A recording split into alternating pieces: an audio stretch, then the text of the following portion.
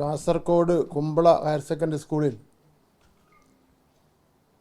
കലോത്സവത്തിൽ മെയിം അവതരിപ്പിച്ചതിന് പരിപാടി നിർത്തിവെക്കുകയും കലോത്സവം തന്നെ മാറ്റിവെക്കുകയും ചെയ്ത സംഭവം ശ്രദ്ധയിൽപ്പെട്ടു. ഇക്കാര്യം അടിയന്തരമായി അന്വേഷിച്ച് റിപ്പോർട്ട് നൽകുവാൻ പൊതുവിദ്യാഭ്യാസ ഡയറക്ടർക്ക് നിർദ്ദേശം നൽകിയിട്ടുണ്ട്.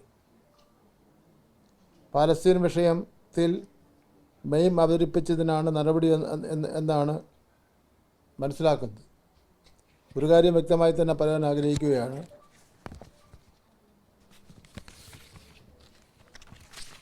പാലസ്തീനിൽ ഇസ്രയേൽ നടത്തുന്ന വംശഹത്യക്കെതിരെ എന്നും നിലപാട് എടുത്ത ജനവിഭാഗമാണ് കേരളം.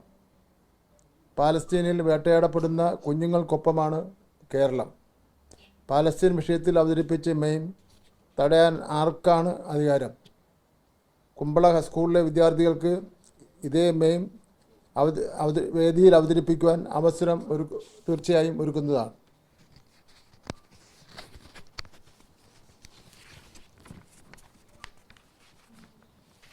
അന്വേഷണ റിപ്പോർട്ട് വന്നാൽ അതിൻ്റെ അടിസ്ഥാനത്തിൽ ആവശ്യമായ നടപടികൾ സ്വീകരിക്കുന്നതാണ്.